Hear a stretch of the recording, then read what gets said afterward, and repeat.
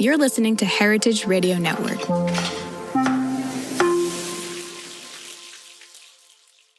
Today's program is brought to you by Korin, a supplier of Japanese chef knives and restaurant supplies. For more information, visit korin.com.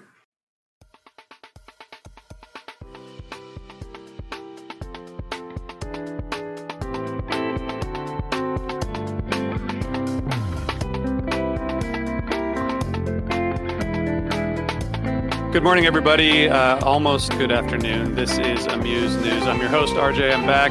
It's been a couple days, but you know it's summer, and if you haven't already, hopefully you will soon see our HRN rebrand, our new website, our new look and feel on Instagram. We've been doing a lot, and anyway, I'm here. I'm back, and I'm really excited about today's guest, Yasmin Fahr, who is a cookbook writer, of course, a contributor to NYT Cooking.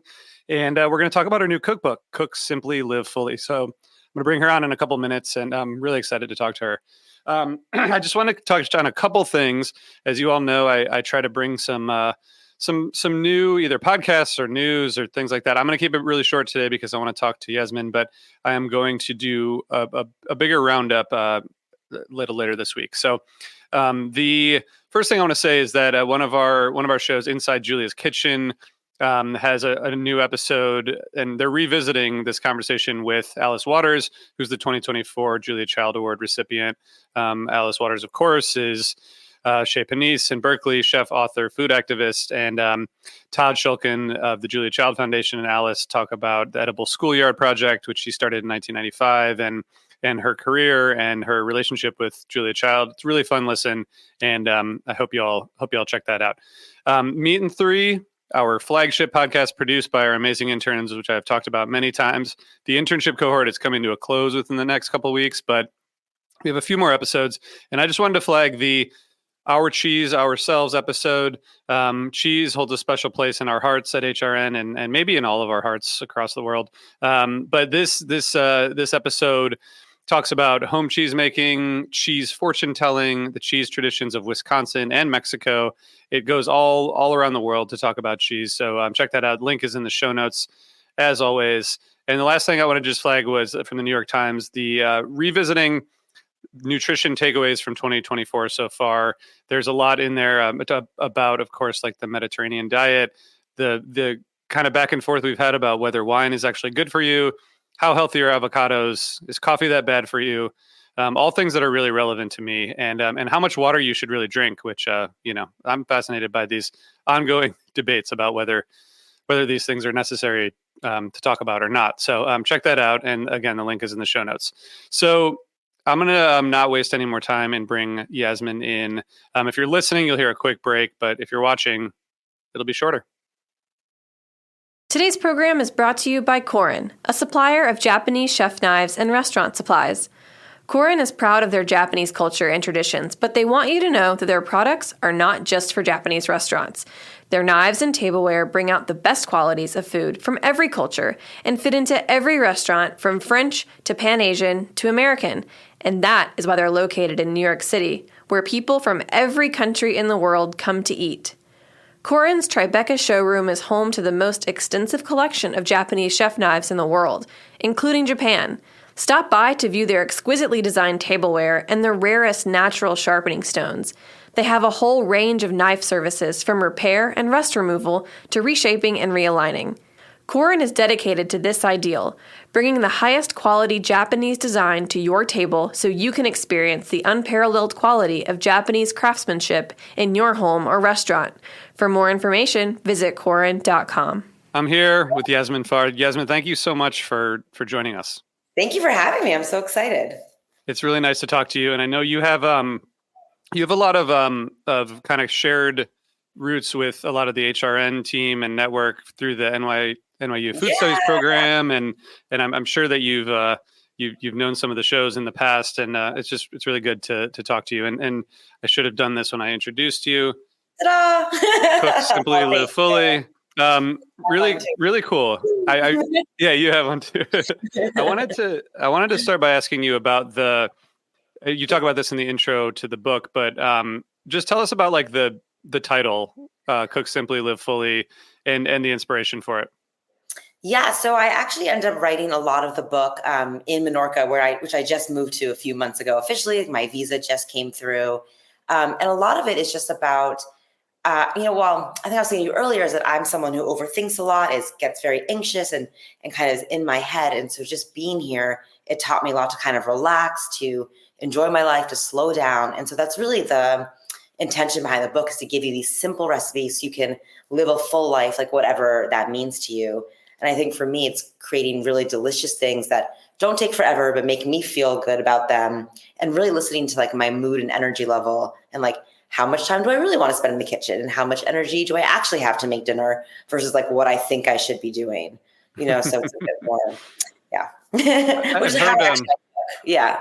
one of my like coaches at some point said like, should is a really, really dangerous word, right? Ugh, yeah. And like I get stuck in that all the time. I'm like, I should do this. And it's like, no, I shouldn't. Like, what do I actually want to do? And that's probably better for me and for everyone else too. It's like these arbitrary rules in our head. Yeah. Well, I like how in the intro you talk about like you had a crisis, I guess is how I would describe it, and you kind of like Breaking were point. paying, yeah. Yeah, that's putting it nicely. You came away from it though, like what you were just saying, like realizing, paying more attention to Yeah. what you want to do, and as opposed to what you should or need to do. But that's how you kind of organize the book too, right? Yeah, exactly. And like you were saying, is I think I just finished another book and it was post-pandemic and it was in New York and I'd been alone in my apartment, like many people. And I don't think anyone had a good experience no matter where you were. But I think I just kind of hit this point of like working so much, being exhausted. And I was like, I just can't do this. And then I came to Menorca and I was like, oh, my life could be different. Like I could actually enjoy my day to day. And not that it isn't hard and there aren't problems here. I was like, but I can also make a choice of how I live my life, and I'm lucky to be able to do that. So yeah, the book is based on Menorca and also the idea of enjoying your life and like listening to yourself. And that is how it's organized by mood and energy level. How different is it, just in terms of the way you approached it from your previous cookbooks?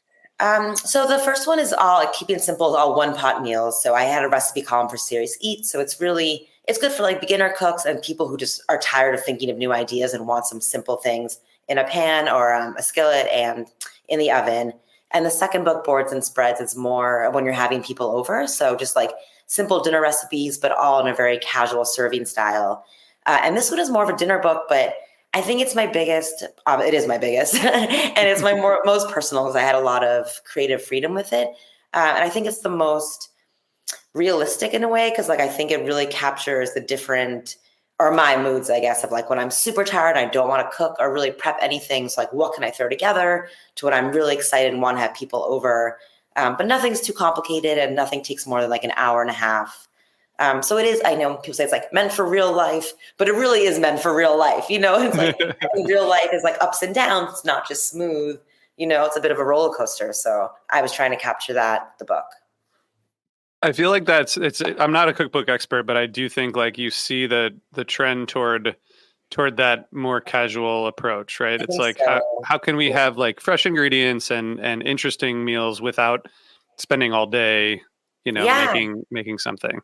No, I agree. And like, I love to cook and I still cook that way because, sometimes you just don't have that much time or energy and you want to do other things. So like you said, how can we do that, but still feel good about what we're feeding ourselves and our family? I thought it was pretty innovative how you organized it between lap dinners, coffee table dinners, and dinner table. I love that. Yeah, that's how I That's eat. realistic. Yeah, Exactly. Like I like so much of those recipes and lap dinners. I'm on the couch with like a pillow on my lap in a bowl, like eating, or like even if I have friends over, we're sitting around the coffee table and just eating in a more casual style. So again, it's meant to be, real life, but really real life, and it's not always like beautiful set tables. It's a lot of lap dinners. I like that when the way you organized it into those, you also have this like how you want to feel after and energy level. Like how did you come to those parameters, or how did you decide on like, okay, this is kind of like this is for this section, with something that is sort of subjective. I mean, I think it is subjective. So I do try to say that as well. And I think you can mix and match. But I think, so basically when I was writing the chunk of this book, it was like 7 weeks by myself in Menorca. I didn't know anyone. So I spent a lot of time with myself working on recipes. And like those 3 sections is like kind of how I figured out how I want to cook and like how I want to feel. Like if it's really hot out, something's going to be super light and refreshing. But if it's cold, I want something more comforting. And I think when I'm thinking about what to cook or what to eat, I think about how do I want to feel after? Like, do I want to feel like nourished and warm, or do I want to feel like something really light? So, and I think a lot of them end up being time and energy levels. So it's like 15, 20 minutes at the beginning, a little like 30 to 45 in the middle, and then 45 to an hour and a half in the last section. So, And yeah. and I just like, how do you decide what goes in here? Like how many things do you try that end up not in the book? Like is it a pretty serious ratio that end up not in the book? Yes, I think yes. And I think I basically start out with this like huge bubble. And honestly, I don't know how it all comes together at the end. I'm like, does this make any sense? Is anyone gonna like this? Because it feels like this huge thing that you kind of whittle down over time. And then a lot of it is like, even with my editor, like there's these Mediterranean nachos in the book. And I was like, Mhm. no one's gonna make these. Like I should cut this. And she was like, no, people love nachos. And actually people really love that recipe. So I think it's a lot of conversation with other people too, who give you like a fresh perspective on it. Because I think I'm so in my head and so living in it. But I think these are things that I end up cooking for myself, and that's how they go in the book. So I think like, will I want to make this again? And if it's a yes, it stays. If it's a no, it goes. Yeah. So, Yeah, yeah. that's cool. Do you have any favorites from each of those sections? Ooh, yes. Oh God, there's so many though. There's so Okay, many. There's so many. I know.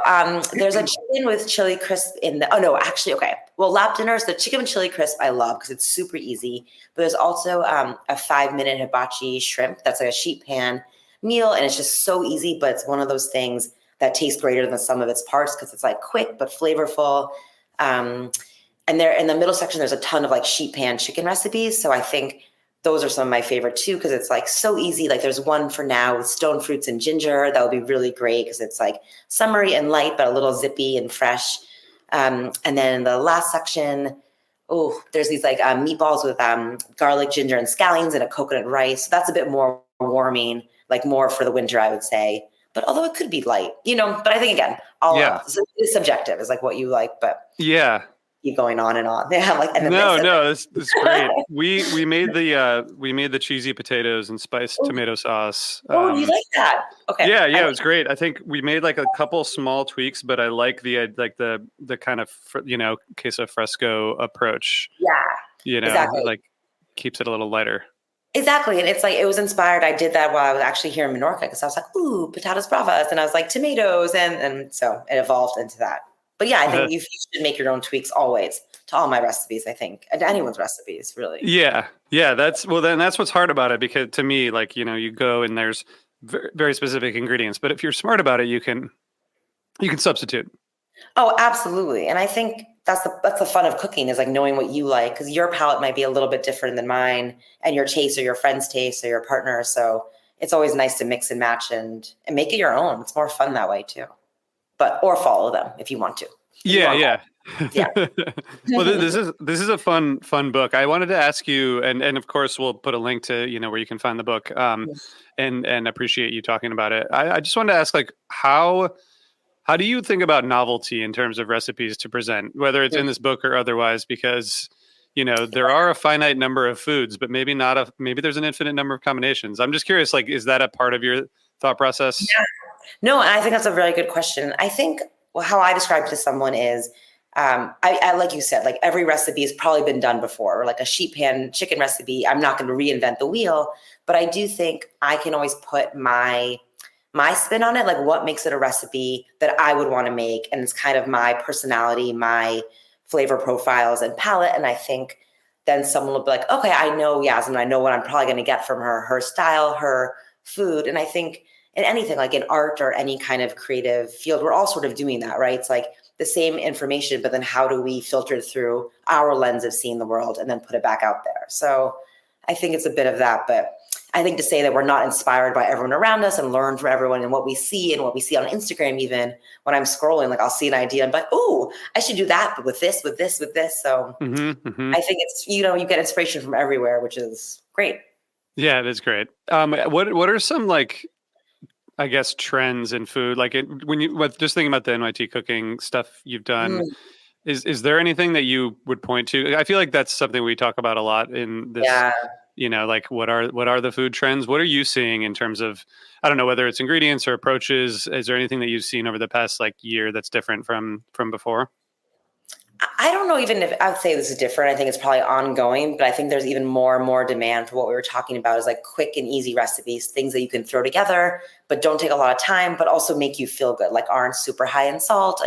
Maybe they're vegetable forward or there is some protein, but I think really being able to get these approachable, delicious, surprising meals on the table without a lot of effort, it really seems what readers are craving.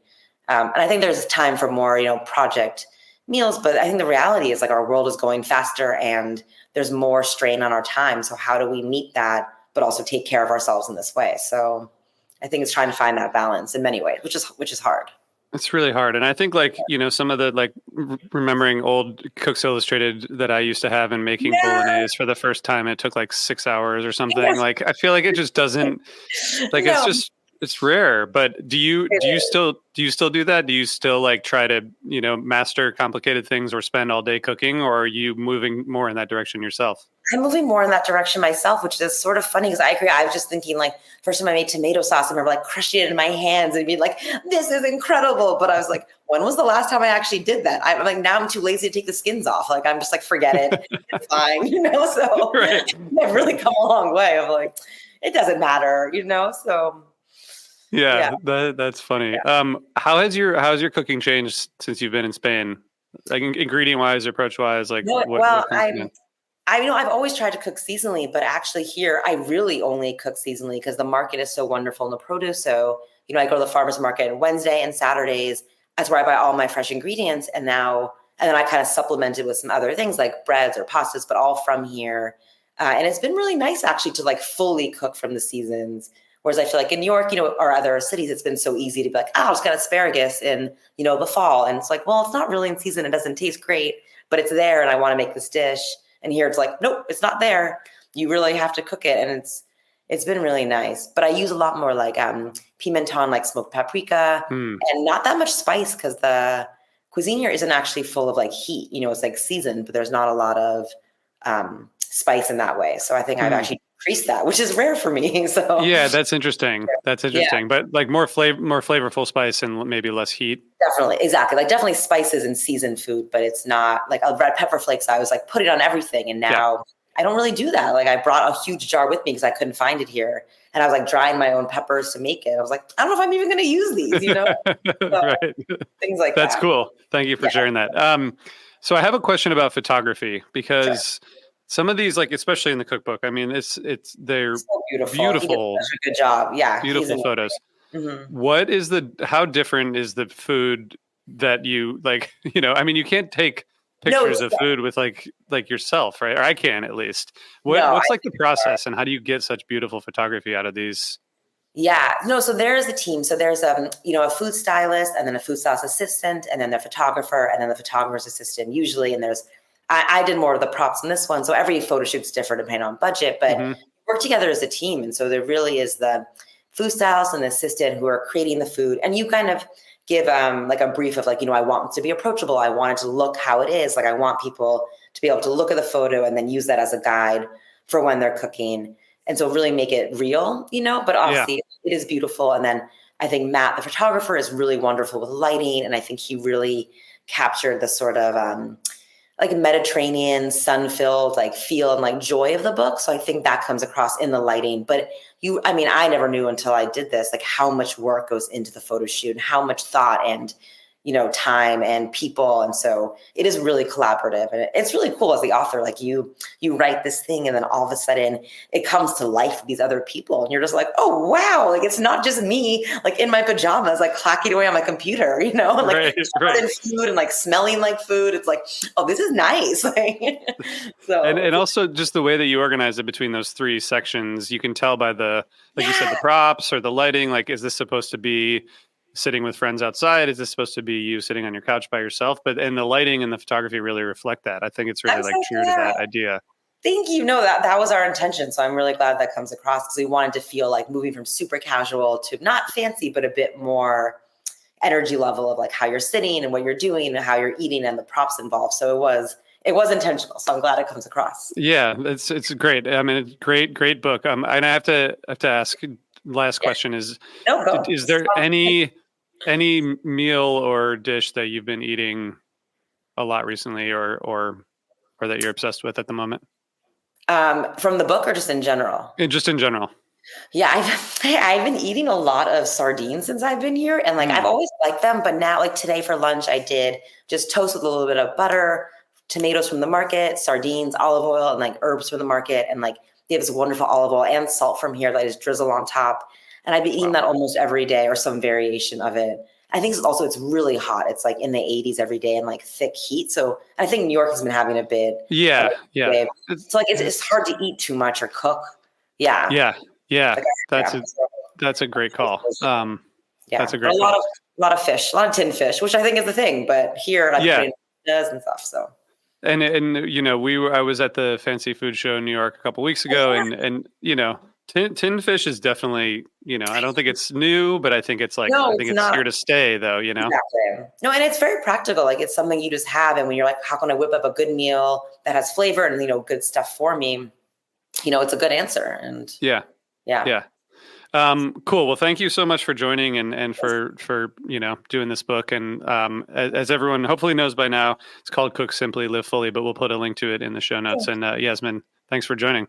Oh, thanks for having me and for all the great questions. I appreciate it. Oh, yeah, of course. Hey, hopefully I'll see you soon, maybe in Spain or New York. Yes, I would love that. Yeah, come on over. I'll make it. It'll be great.